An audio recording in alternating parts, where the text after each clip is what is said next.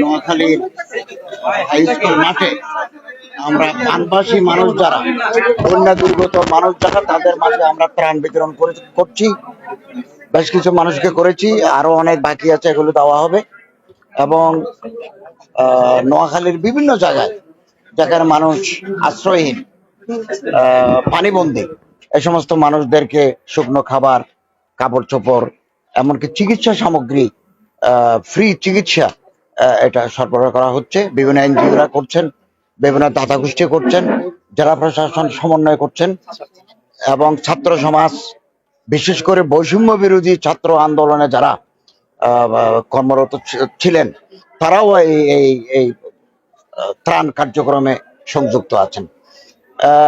নোয়াখালী অনেক বড় এলাকা, এখানে যে জলাবদ্ধতা তৈরি হয়েছে সেটা বন্যার কারণে নয়, এটা মূলত ওয়াটার লগিং। পানি নিষ্কাশনের যে পথগুলো আছে, ড্রেনেজ সিস্টেম, এগুলো এক শ্রেণীর মানুষ দখল করে ফেলেছে, মাছের ঘের করেছে, মাছের চাষ করেছে। এবং এখানে কোনো বন্যার পানি নয়, এই বৃষ্টির পানিগুলো স্ট্যাগনেন্ট হওয়ার কারণে এই জলাবদ্ধতা তৈরি হয়েছে। এটা আমি মাননীয় জেলা প্রশাসক মহোদয়ের সাথে আলাপ করেছি। এগুলো যত তাড়াতাড়ি সম্ভব এই অবৈধ দখলদারদেরকে উচ্ছেদ করে এই জলাবদ্ধতা দূর করতে হবে।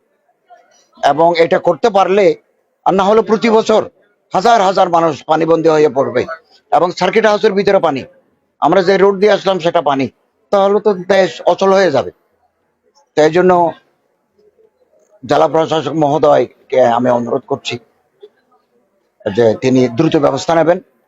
ল এনফোর্সিং এজেন্সিজ এখানে তারা আছে, তাদের সাথে নিয়ে পানি বের হওয়ার যে পথ, এই পথে কেন আটকালো, কারা আটকালো, কি কারণে আটকালো, কেউ যদি অবৈধ দখল করে থাকে তাহলে তাকে উচ্ছেদ করতে হবে, তাহলে নোয়াখালী বন্যামুক্ত হবে।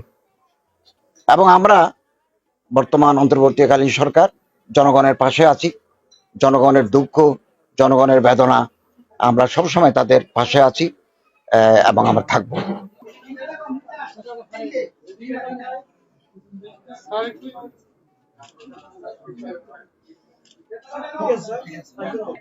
আমি রইলাম কোথায়? আমি কোথায়, তুমি কোথায়? বুঝলো?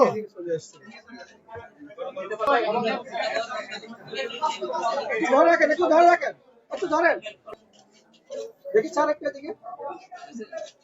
ওকে ওকে।